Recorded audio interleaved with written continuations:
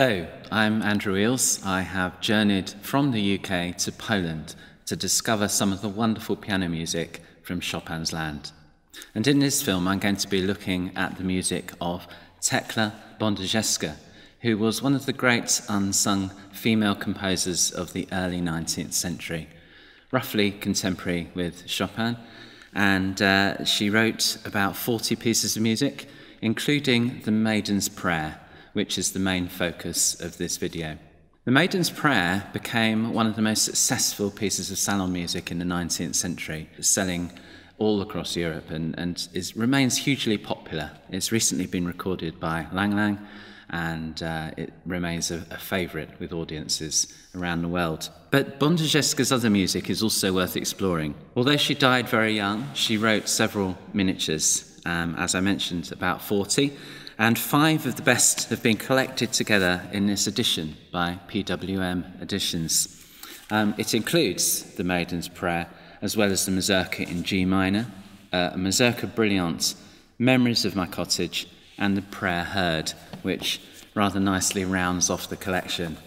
So when we turn to The Maiden's Prayer, we find a piece that's undoubtedly popular because it has a simply delicious melody. It's simple, but delightful, graceful, and it's just 8 bars long, followed by 6 variations that very closely follow the tune, but embellish it in rather wonderful ways.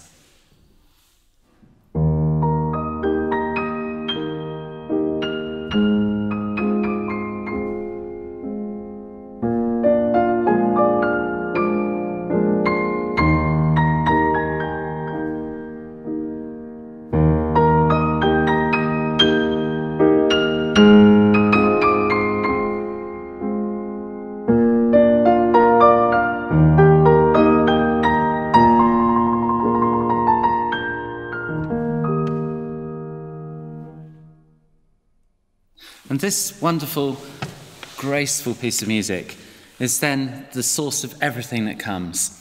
So when learning the piece or teaching the piece, it's important to spend a lot of time looking in detail at the shape of this and at how to achieve the right sound. First of all, in the right hand, we need to create a good sense of phrase shape. We have 4 simple phrases, 2 bars each.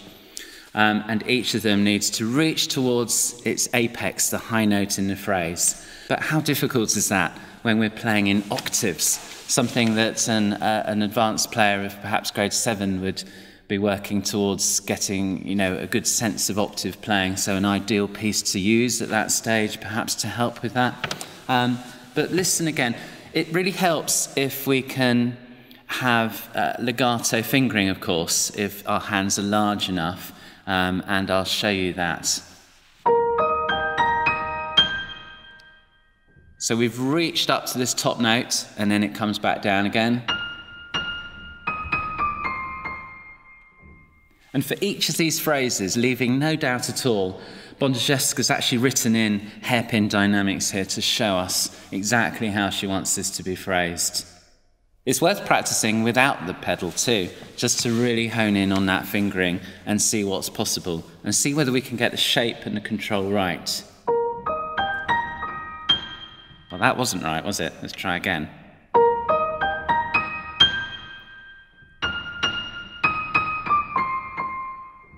Better. But it takes a lot of work to actually spend time focusing and making sure this is really secure. At the same time, we need to work on the left hand, of course. Interesting here to notice the pedalling that Bondrzewska's given us, which essentially we're pedalling the bass note, but releasing the pedal midway through the bar.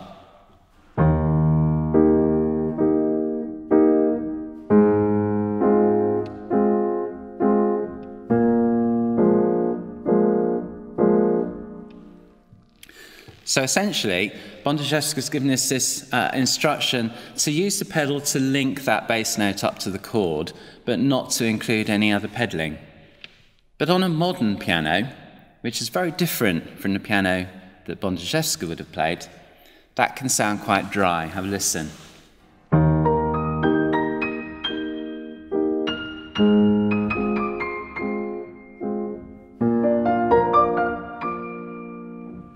So on a more modern piano, to avoid the sense of dryness in that, we'll probably actually want to use more pedal than is indicated on the page.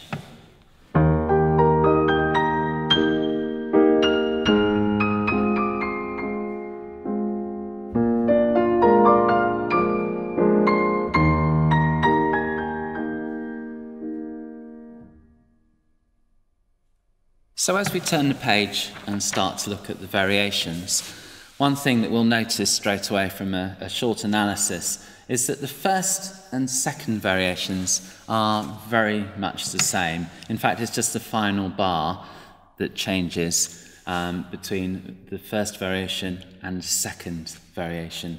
And the headline feature of both these variations is the arpeggios, which I'm sure are one of the things that have made this such a popular piece. Have a listen.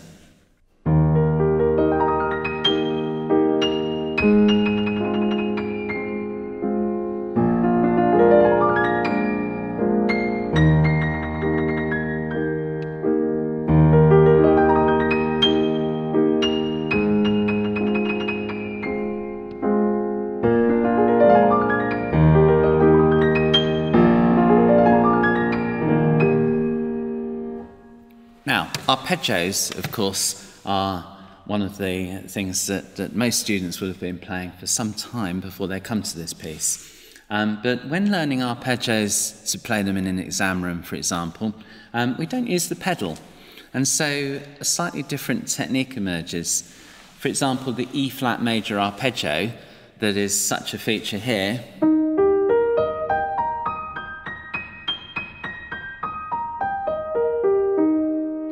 one of the techniques we learn to do in playing an arpeggio is to bring the fourth finger over, to bring the thumb under. And there's a flexibility and movement in the wrist, and often that can be quite exaggerated. And when it comes to repertoire like this, it can actually detract from us playing these arpeggios with a good sense of flow. Because once we've got the pedal, which we will be using here, then the technique changes. What we really need to do is visualize where the keys are that we want to play and allow the forearm to lead the hand there. Just watch.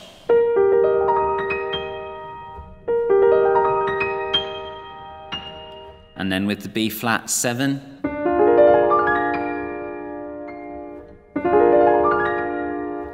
I'm not working hard to force my thumb under the hand, and I'm not twisting the wrist as I do that. It's a single movement from the arm. And that's really the only way we can get the speed that we need for this. The wrist has to be flexible so that we can do it, but we need to avoid the sort of twisting of the thumb under the hand. Very important to do that, because if we can't get that, then this piece is going to be quite a challenge. Now, as I've mentioned, the second variation is very much the same. It just finishes slightly differently.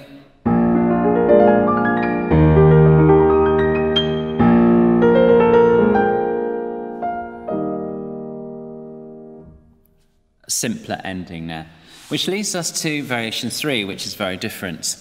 Here, the tune goes into the tenor register, and the right hand is reaching over to play chords. In many senses, this seems like an easier variation, but the two key things to make sure we're doing are that the tune is really singing out with con forza, and that the left-hand chords are not only soft, but well balanced. Listen to the notes, they have to be the same. So we don't want there to be kind of one note before the other messiness. That's the sound we want, with the notes nicely balanced and happening. Because otherwise they'll draw attention to themselves. We don't want them to do that. We want them just to float around here while the focus is down in the tenor.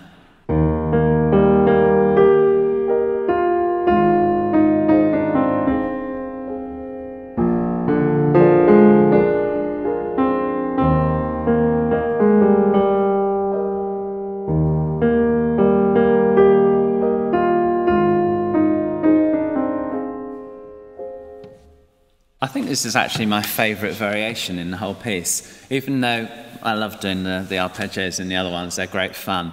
But there's something so sentimental happening in this variation. It's really, truly lovely. Now, variations 4 and 5 are actually very similar again to variations 1 and 2. So once again, the arpeggio pattern dominates.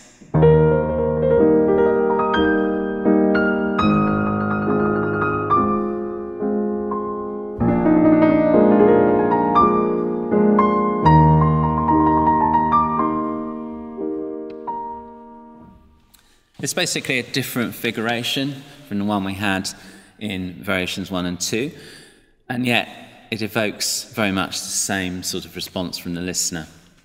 Perhaps a little more sentimental than the first time it came.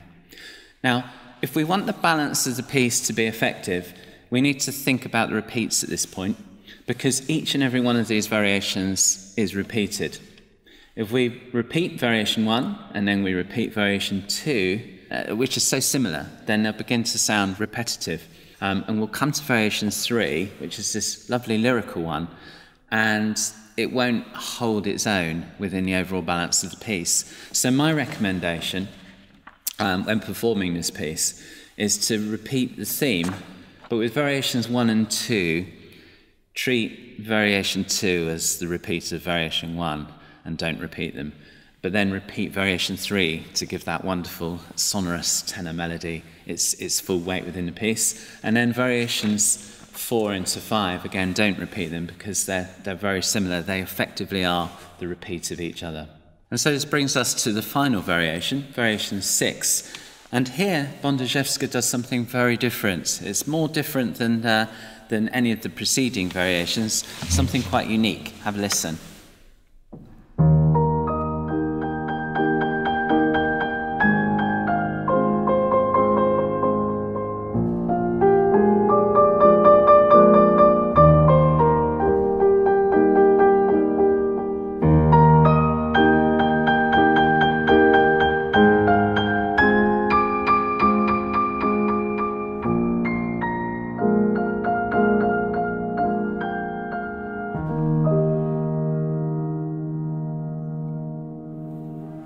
There's a truly magical, shimmering effect that this produces. These octaves, marked staccato, marked piano, and we have the pedalling now. Bondarzewska saying, keep that pedal down for the whole bar. So even on her piano, that was what she wanted. To create this very mystical, remarkable sound, as if the Maiden's Prayer is now rising to heaven itself. In order to pull this off, we need to make sure that these staccato octaves are not all the same, but that we give dynamic shape to them. Reaching up to the climax of each phrase in exactly the same way that we did earlier in the piece in the theme. And that enables the listener to sort of sense the rise and fall of the main tune, whilst being captivated by this delicious sound that the composer has brought out of the piano, quite unlike anything, I think, that other composers had written in a previous generation. So a very original and enticing sound that she's created here. At the very end, we really need it to not end with a bang at all, but to really just rise up, to drift up, to float away to heaven. Just the very ending again.